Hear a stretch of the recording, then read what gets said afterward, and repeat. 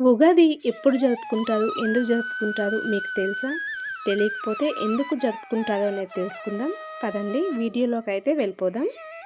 కృతయుగ ప్రారంభంలో హయగ్రీవుడు అనే రాక్షసుడు ఉండేవాడు. అతను ఈ సృష్టి మొత్తం తన చేతుల్లో ఉండాలని ఆశపడేవాడు. అయితే బ్రహ్మదేవుడు సృష్టిని నిర్మిస్తూ ఉంటాడని మనందరికీ తెలిసిందే కదా.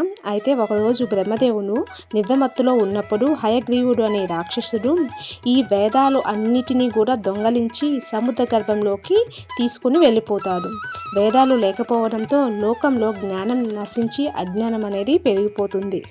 ఈ వేదాలను రక్షించడానికి విష్ణుమూర్తి చిన్న చేప రూపంలో అవతరిస్తాడు.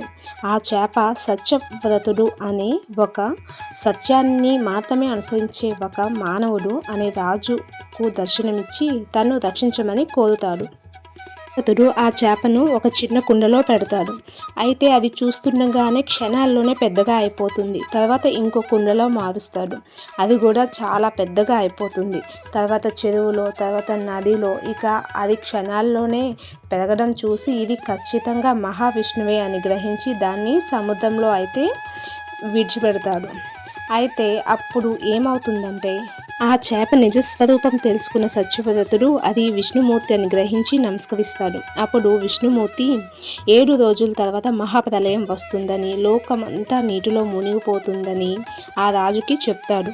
అప్పుడు నువ్వు ఒక నౌకను తయారు చేయి, అందులో సప్త ఋషులు, ఔషధాలు, విత్తనాలు అన్నీ కూడా సేకరించి అందులో పెట్టు. ప్రళయం మొదలయ్యాక తన కొమ్మును నా నౌకకు వాసుకి సహాయంతో కట్టమని చెబుతాడు. అప్పుడు మహావిష్ణువు చెప్పినట్టుగానే పెద్ద ప్రళయం వస్తుంది. సముద్రం పొంగి పొదులుతుంది. మొత్తం లోకం మొత్తం నేలమట్టం అయిపోతుంది. ఆ సమయంలో మనకి నౌకను సురక్షితంగా కాపాడుతాడు. ఆ సమయంలో హయగ్రీవుడు హరించిన వేదాలను తిరిగి తెచ్చి బ్రహ్మకు ఇస్తాడు. అనంతరం సత్యవ్రతునికి జ్ఞానాన్ని బోధిస్తాడు. అయితే విష్ణుమూర్తి యొక్క మొదటి అవతారము మత్స్యావతారం. ఈ అవతారంలో భగవంతుడు చేప రూపంలో అవతరించి ప్రళయకాలంలో వేదాలను సత్యవ్రతుడనే రాజు మరియు సప్త ఋషులను రక్షిస్తాడు. హయగ్రీవుడనే రాక్షసుడిని సంహరించి వేదాలని బ్రహ్మదేవునికైతే అందజేయడం జరుగుతుంది. ఆ విధంగా బ్రహ్మదేవుడు సృష్టిని మనకి తిరిగి అందిస్తాడు. ఉగాది అంటే యుగాది అంటే సృష్టి ప్రారంభమైన రోజు. ఈ రోజు విష్ణువుకి సృష్టిని ప్రారంభించి కాలచక్రాన్ని నిర్దేశించేవారని పురాణాలు అయితే చెప్తున్నాయి. ఉగాది రోజున విష్ణుమూర్తిని పూజించడం వల్ల ఆ సంవత్సరమంతా శుభం కలుగుతుందని మనం నమ్ముతూ ఉంటాం కదా. అయితే అదే రోజు విష్ణు స్వరూపమైన ప్రసంగాన్ని మనం ఉగాది రోజున వినడం వల్ల ఆ సంవత్సరం ఫలితాలు తెలుసుకోవడంతో పాటు ఆయా దేవుళ్ళ అనుగ్రహం పొందవచ్చని తెలుస్తుంది. అయితే విష్ణుమూర్తి అవతారాలు ఏంటి అంటే ఉగాది రోజున వామన, వరాహ వంటి విష్ణుమూర్తి అవతారాల కథలను స్మరించుకోవడం కూడా చాలా మంచిది. ఆ కథలను చదవడం వల్ల అవి ఎందుకు జరిగాయి అనే జ్ఞానాన్ని తెలుసుకోవడం వల్ల కూడా మనకి చాలా ఫలితం అయితే ఉంటుంది. తెలుగువారి నూతన సంవత్సరం ఆరంభానికి సంకేతంగా బ్రహ్మదేవుడు చైత్ర శుద్ధ పాడ్యమి రోజున సృష్టిని ప్రారంభించాడని మనం నమ్ముతాం. ఉగాది పండుగను కూడా ఆ రోజే జరుపుకుంటాం. ఇది వసంత ఋతువు రాకను, జీవితంలోని కష్ట సుఖాలని ఉగాది పచ్చడి ద్వారా సమానంగా స్వీకరించడాన్ని సూచిస్తూ ఉంటుంది. ఈ రోజున కొత్త పనులు, ప్లానింగ్స్తో నూతన జీవనానికి నాంది పలుకుతాం.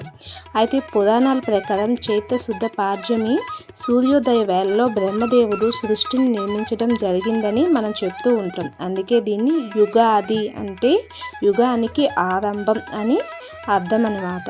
తెలుగు నూతన సంవత్సరం ఎప్పుడు అంటే ఇది తెలుగు క్యాలెండర్ ప్రకారం మొదటి పండుగ మనకి, మరియు కొత్త సంవత్సరం ఆరంభం అవుతుంది.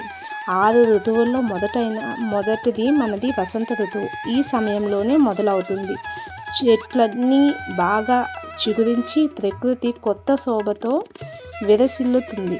అయితే శ్రీ మహావిష్ణువు మత్స్యావతారంలో సోమకాసుని కూడా సంహరించి వేదాలను బ్రహ్మకు అప్పగించిన రోజు కూడా ఇదే అన్నమాట. 2 సార్లు మన యుగానికి ఆరంభం కాబట్టి దీన్ని ఉగాది అని అంటుంటాం. అయితే ఈరోజు మనకి ఉగాది పచ్చడి అనేది చాలా ప్రత్యేకమైనది. పచ్చడిలోని షడ్రుచులు అంటే తీపి, పులుపు, కారం, ఉప్పు, చేదు, వగరు ఈ అన్నిటి కలయిక ఉగాది పచ్చడి. అయితే ఇది జీవితంలోని ఎదురయ్యే ఆనందం, బాధ, కష్టం, నష్టం వంటి వివిధ రకాలైన అనుభూతులను కూడా మనం సమానంగా స్వీకరించాలని దీనికి అర్థం అన్నమాట. సో మనం జీవితంలో వచ్చే కష్ట సుఖాలను అన్నిటినీ కూడా స్వీకరిస్తూ ముందుకు వెళ్ళాలి అని అయితే మనకి ఉగాది అయితే చెప్తూ ఉంది. సో ఇదండి వీడియో. మీకు నచ్చిందా? నచ్చితే లైక్ చేయండి, షేర్ చేయండి. అలానే ఈ రంగోలి ఎలా ఉందో కామెంట్ చేయండి. అందరికీ ముందుగా ఉగాది శుభాకాంక్షలు.